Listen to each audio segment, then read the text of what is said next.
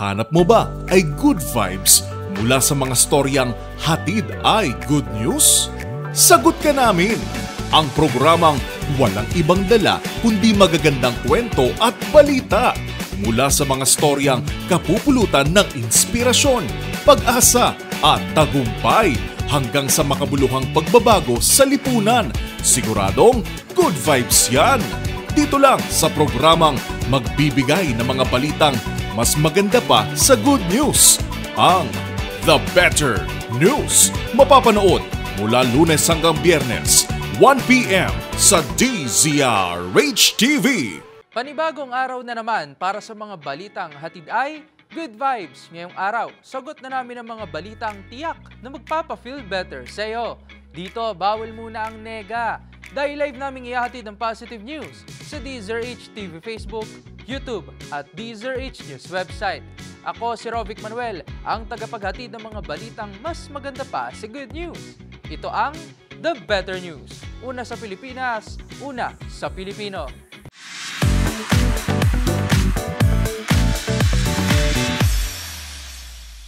Una sa ating The Better News ngayong araw, nilinaw ng Department of Agriculture o DA na una sa binabalak nitong makinabang sa maagang rollout ng 20 pesos per kilo ng bigas ay ang mga mahihirap na lugar sa Pilipinas. Sa kanilang pag-aaral, bumandera rito ang mga rehiyon sa Visayas. Ang iba pang detalye, tinutukan ni Kyle Bulias. Unang makikinabang sa 20 pesos kada kilo ng bigas ang mga pinakamahihirap na rehiyon sa bansa. Yan ang binigyang linaw ng Department of Agriculture para sa pilot implementation ng pagbebenta ng 20 pesos sa bigas sa Visayas Region. Ayon kay Secretary Francisco Chu Laurel Jr., resulta ito ng kanilang isinagawang pag-aaral kung saan lumabas na pinakamataas ang poverty incidence sa Region 6, 7 at 8. Hindi naman ibig sabihin na limited tayo dun sa yung areas na yun. Yun lang initial rollout na pinapilot. Okay. Meron kaming iniisip din ng yung mga susunod naman na area na mataas din yung poverty incidence. Siyempre naman, kung mamimili lang tayo, dapat siguro unahin natin yung mas hirap talagang areas. Inatasan na rin aniya ni Pangulong Bongbong Marcos ang kagawaran na pag-aralan kung paano maisasakatuparan ang 20 pesos sa bigas sa buong bansa. Sabi ni Laurel, posible ang nationwide rollout nito sa taong 2026. Samantala, dinepensahan naman ni Laurel ang petsa ng rollout nito sa Visayas Region. Matatandang kinwestiyon ito ni Vice President Sara Duterte at sinabing huli na para sa implementasyon nito. Gayong ito ang ipinangako noon ni Marcos sa kanyang pangangampanya noong 2022 presidential elections. Sagot naman ni Laurel, mahirap itong maisakatuparan noon dahil sa taas ng presyo ng bigas sa world market, pero ngayon aniya ay naging pabor na ang mga kondisyon kaya maaari na nila itong ibenta sa mas murang halaga. Bukod dito, naging option din na pagkatapos na lamang ng eleksyon ito ibenta, ngunit kinakailangan na mag-dispose ang bigas para makabili na ng bagong buffer stock ang NFA sa mga magsasaka. Kaugnay nito, pinayagan ng COMELEC ang naturang pagbebenta ng bigas kahit campaign period. Basta't matiyak na walang sino mang kandidato ang nasa rollout ng bigas at tanging mga opisyal lamang ng DA. Sa Mayo 1, nakatakdang simula ng pagbebenta ng 20 pesos per kilo ng bigas sa Cebu at iba pang mga lokal na pamahalaan sa Visayas Region. Para sa MBC TV Network News, ito si Kyle Bulias ng DZRH, una sa Pilipinas, una sa Pilipino.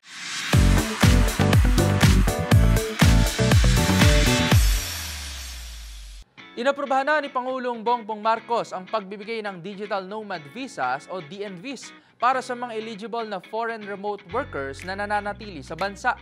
Sa tulong rin aniya nito, mas mapalalakas pa ang sektor ng turismo at maging ng ekonomiya ng bansa sa mga turista na babalik at pupunta sa bansa. Ang mga detalye tutukan sa report ni Rose Babiera. Aprobado na ni Pangulong Bongbong Marcos ang Executive Order No. 86 na nagbibigay daan sa pag-issue ng Digital Nomad Visa o DNV para sa mga dayuhang remote workers. Ayon kay Palace Press Officer Undersecretary Attorney Claire Castro, sa pamamagitan nito inaasahan umanong mapapasigla ng kautusan ang turismo at ekonomiya ng bansa. Inatasan naman ng Pangulo ang Department of Foreign Affairs o DFA na pangunahan ng pag-issue ng DNV sa mga non-immigrant foreigners na nais pumasok o pansamantalang manatili sa Pilipinas habang nagtatrabaho remotely gamit ang digital technology. Kabilang sa mga eligible na mag-apply para sa mga nasabing visa ang mga sumusunod, at least 18 years old, may patunay ng remote work gamit ang digital technology, makakapagpakita ng sapat na income sa labas ng bansa, mayroong health insurance na valid sa period ng digital nomad visa, citizen ng bansa na nag-aalok ng DNV sa mga Pilipino at kung saan mayroong foreign service post ang Pilipinas at hindi banta sa internal o external security ng Pilipinas at hindi employed sa bansa. Para sa DZRH TV, ito si Rose Babiera. Una sa Pilipinas, una sa Pilipino.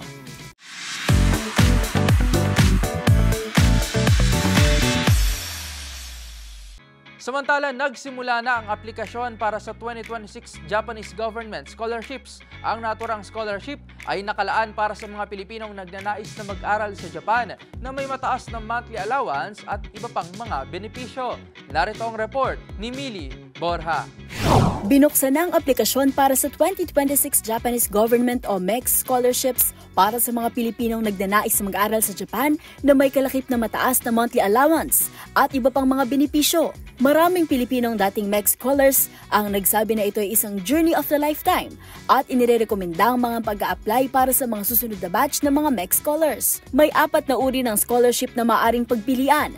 Una, ang undergraduate scholarship na nagbibigay ng mga pagkakataon na makapag-aral ng 4 hanggang 7 taon sa Japan sa larangan ng natural science o social science. Pangalawa, ang specialized training scholarship na nagbibigay ng pagkakataon na makapag-aral ng hanggang 3 taon sa mga professional training schools sa Japan sa mga larangan gaya ng teknolohiya, personal care, edukasyon, negosyo, fashion at iba pa.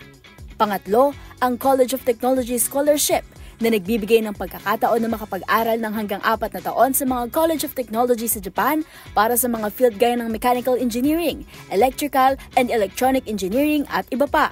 Pang-4 ang Research Student Scholarship na nagbibigay ng pagkakataon na makapagsagawa ng malayong pananaliksik sa loob ng 18 hanggang 24 months sa ilalim ng isang Japanese professor na napiling larangan. Ilan sa mga kailangang kwalifikasyon ay ang mga sumusunod. Para sa undergraduate scholarship, ang mga aplikante ay dapat ipinanganak pagsapit o pagkatapos ng April 2, 2001 at nakapagtapos ng high school pagdating ng March 2026. Para sa research scholarship, ang mga aplikante ay dapat ipinanganak pagkatapos ng April 2, 1991 at dapat ay graduate na ng kolehiyo.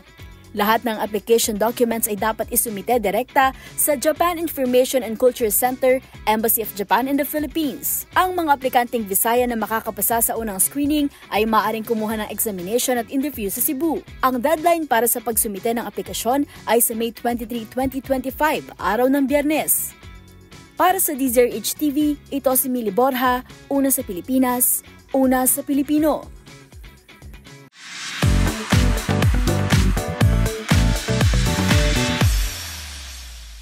Ipinapanukala ng Kamara ngayon ang paglikha ng Department of Disaster Resilience bilang pagtugon sa banta ng kabi-kabilang natural disaster sa bansa. Kabilang na nga rito ay ang planong modernisasyon ng Philippine Institute of Volcanology and Seismology o PHIVOLCS. Ang iba pang detalye panoorin sa report ni Milky Regonan. Mahalagang naisabatas na modernisasyon ng PHIVOLCS lalo at maraming aktibong bulkan ang Pilipinas. Isinabatas ni Pangulong Bongbong Marcos ang PHIVOLCS Modernization Act o Republic Act 12180. Ayon kay Representative Joey Salceda ng Bicol, Chairman ng House Committee on Ways and Means, ang pagsasabatas ng Pangulo ay may tuturing na landmark sa national disaster readiness ng bansa. Sabi ni Salceda, 24 ang active volcanoes sa Pilipinas at may sa 100 ang seismic faults. Katwiran ni Salceda, hindi mapipigilan ang pag-aalburuto ng mga bulkan pero sa pamagitan ng naturang panukala, makokontrol at matitiyak ang handaan ng bansa. Sa nilagdaang batas, i-upgrade ang monitoring networks, palalawakin ng regional observatories, bubuo ng Geoscience Academy at ang digitalization ng dekada ng seismic and volcanic datas. Para sa MBC TV Network News, ako si Milky Regonan, una sa Pilipinas, una sa Pilipino.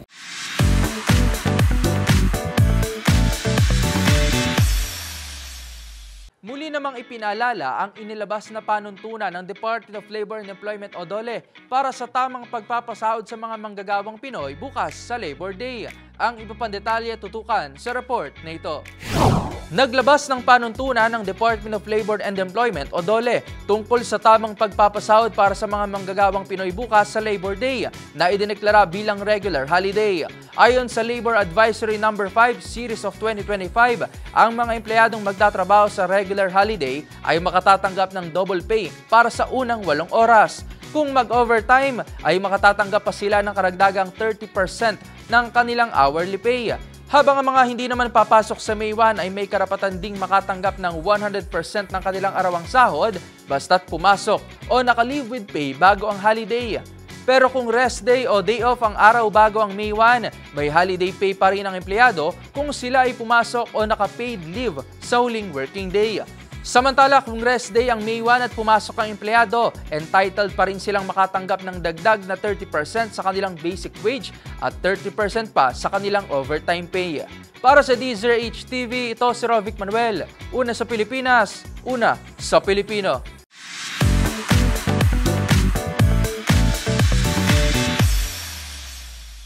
May kumpiyansa si Pangulong Bongbong Marcos na makatatanggap ang lahat ng lokal na pamahalaan sa bansa ng mga Patient Transport Vehicles o PTVs. Ito ay kasunod ng pag-anunsyo ng nasa higit 600 PTV ang nabili ng pamahalaan na target ng ipamahagi ngayong taon. Narito ang report ni Dustin Bayog. Magpapamahagi ng daan-daang Patient Transport Vehicles o PTV ang pamahalaan para sa lahat ng Local Government Unit o LGU sa buong bansa na target matapos ngayong taon. Ito ang sinabi ni Pangulong Bongbong Marcos Jr. kasabay ng inanunsyong 985 na PTV ang nabili ng pamahalaan sa ilalim ng programa ng Philippine Charity Sweepstakes Office o PCSO. Ngayong taong na ito, inaasahan namin at ako'y nakakasiguro na makakakumpleto na tayo. Lahat ng ating munisipyo, ng ating kabuuang bansa ay mabibigyan na. Ito ay madadagdag sa nauna nang ipinamahagi ng pamahalaan ng 567 na PTVs ngayong taon na sa kabuuan ay aabot na sa 1,552 na transport vehicles. Samantala, una na rito ay nagpamahagi na ang Medical Transport Vehicle Donation Program ng PCSO ng 91 units ng PTV para sa Northern Mindanao at Bangsamoro Autonomous Region in Muslim Mindanao o BARM na pinangunahan din ng Pangulo. Para sa DZRH TV, ito si Dustin Bayog, una sa Pilipinas, una sa Pilipino.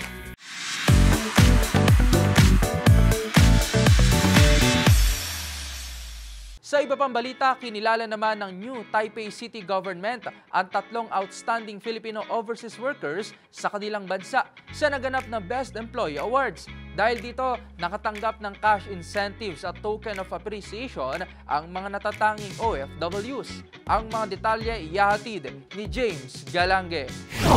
Binigyang pagkilala ang 3 sa natatanging overseas Filipino workers o OFW sa New Taipei City sa Taiwan sa naganap na Best Employee Awards.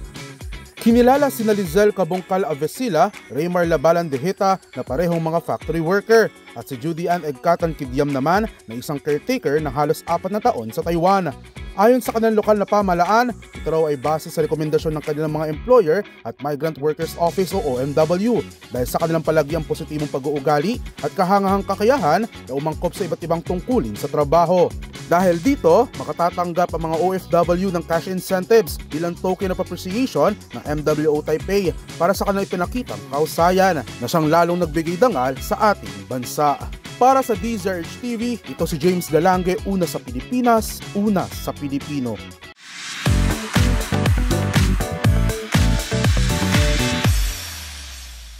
Good news naman tayo pagdating sa sports. Nakatanggap si Filipina tennis star Alex Ayala ng prestiyosong Premios Tanglao Trophy mula sa Philippine Ambassador to Spain na si Philip Luwilier. Ang naturang parangal ay kumikilala sa mga personalidad na malaki ang naitulong sa pagpapatibay ng ugnayan ng Pilipinas at ng Espanya. Para sa Balitang Sports, iyahatid yan ni Mili Borja.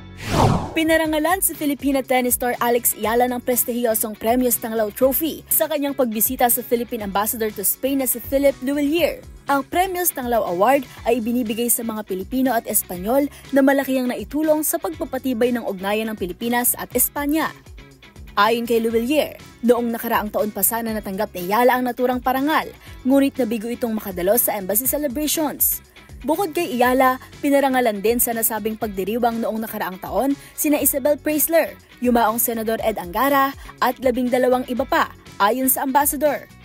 Ang 19-year-old na si Iyala ay kasalukuyang ranked number 72 sa WTA at kagagaling lamang sa second round ng 2025 Madrid Open kung saan nilabanan niya sa 3 sets ang world number 2 at defending champion na si Iga Swiatek bago matalo.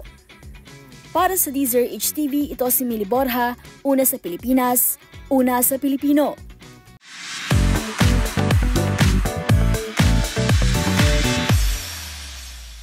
At syempre, the better news naman tayo sa mundo ng showbiz.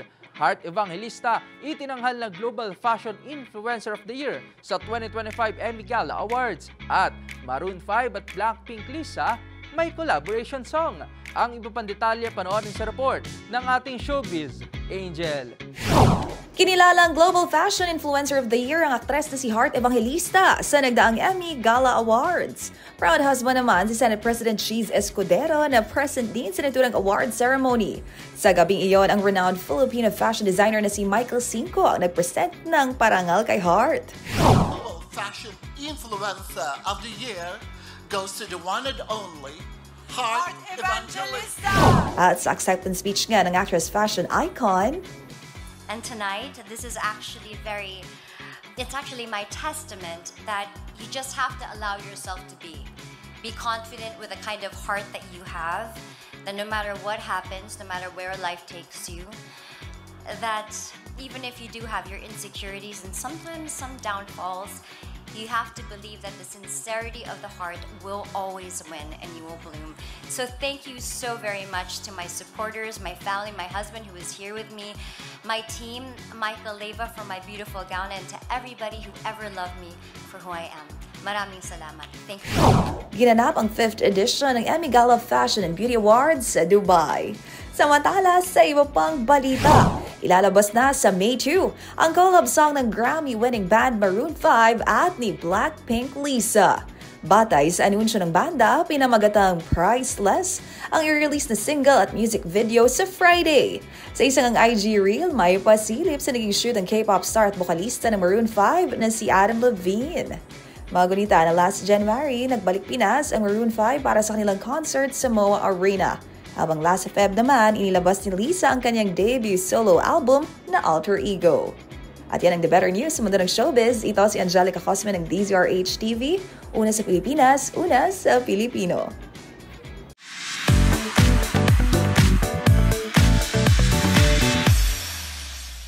At yan na po ang mga balitang Pampa-Feel Better para sa inyo. Magkita-kita po muli tayo bukas para sa ating panibagong Good Vibe episode. Kaya naman, para sa ating mga live streamers sa website, palagi lamang pong tumutok. At kung may gusto kayong i-share na balitang mga hatid rin ay good vibes, i-comment nyo na yan sa ating comment section. Tandaan, libre lang ang umiti at maging masaya. Kaya naman, huwag mo na itong ipagkait sa iba. Good vibes lang, ito ang The Better News. Para sa DZRH TV, ito si Rovic Manuel. Una sa Pilipinas, una sa Pilipino.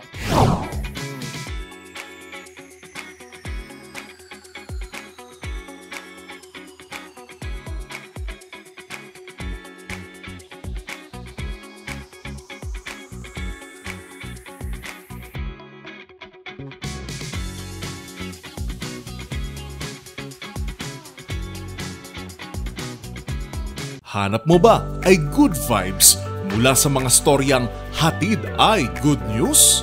Sagot ka namin! Ang programang walang ibang dala kundi magagandang kwento at balita mula sa mga storyang kapupulutan ng inspirasyon, pag-asa at tagumpay hanggang sa makabuluhang pagbabago sa lipunan. Siguradong good vibes yan! Dito lang sa programang magbibigay ng mga balitang mas maganda pa sa good news, ang The Better News. Mapapanood mula Lunes hanggang Biyernes, 1 p.m. sa DZRH TV.